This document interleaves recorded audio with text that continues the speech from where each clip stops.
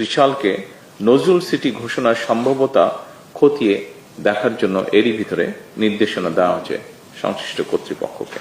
নজরুল বর্ষ উদযাপনে বছরব্যাপী কর্মসূচি আজ থেকে আনুষ্ঠানিকভাবে শুরু হতে যাচ্ছে।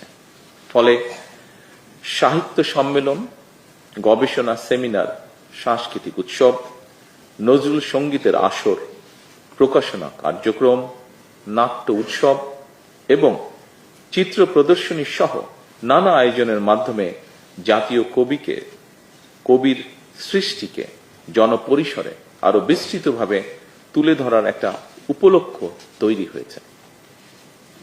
ডিজিটাল মাধ্যমেও আজকে যেরকম আমরা ডিজিটাল মাধ্যমে মোটামুটি সারা দেশে এই অনুষ্ঠানটি উদ্বোধন করছি, সে একইভাবে ডিজিটাল মাধ্যমে তার সাহিত্য এবং সঙ্গীত সংরক্ষণ এবং তার সাহিত্যকর্ম আন্তর্জাতিক পরিসরে আরো বিস্তৃতভাবে প্রচারের সুযোগও কিন্তু তৈরি হয়েছে। আসুন এই সুযোগটিকে কাজে লাগিয়ে সারা দেশে নজরুল বিশেষজ্ঞ তথা নজরুল প্রেমীদের নিয়ে গঠিত নজরুল বর্ষ উদযাপন জাতীয় কমিটির মাধ্যমে দেশের সকল জেলা, উপজেলা এবং বিভিন্ন শিক্ষা প্রতিষ্ঠানে শিক্ষার্থীদের অংশগ্রহণে বছর জুড়ে প্রতিটি অনুষ্ঠান সফলভাবে পালন করা অত্যন্ত জরুরি বলে আমি ব্যক্তিগতভাবে বিশ্বাস করি। উপস্থিতিবৃন্দ, যারা নজরুল বিশেষজ্ঞ তারা কবিকে নানাভাবে নানা বিশেষণে ভূষিত করে থাকেন।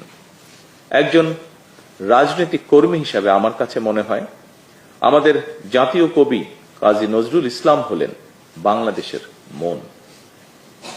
আমাদের জাতীয় কবি কাজী নজরুল ইসলাম যেমন বলেন, গাহি সাম্যের গান, সেখানে আসিয়া এক হয়ে গেছে সব বাধা ব্যবধান, সেখানে মিশেছে হিন্দু, বৌদ্ধ, মুসলিম, খ্রিস্টান। উপস্থিতিবৃন্দ, অপশক্তি নিজেদের হীন দলীয় স্বার্থে মানুষের মধ্যে বিভেদ, বিরোধ সৃষ্টির অপচেষ্টা চালালেও সবাই মিলেমিশে থাকাই বাংলাদেশের মানুষের আবহমান কালের মূল্যবোধ।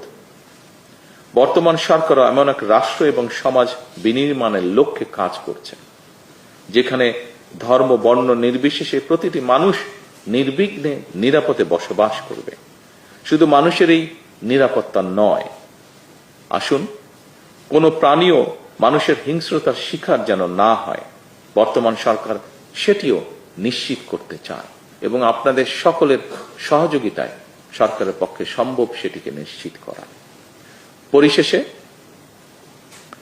জাতীয় কবি কাজী নজরুল ইসলামের জীবন, কর্ম, সাহিত্য, সঙ্গীত, দর্শন এবং মানবিক চেতনাবোধের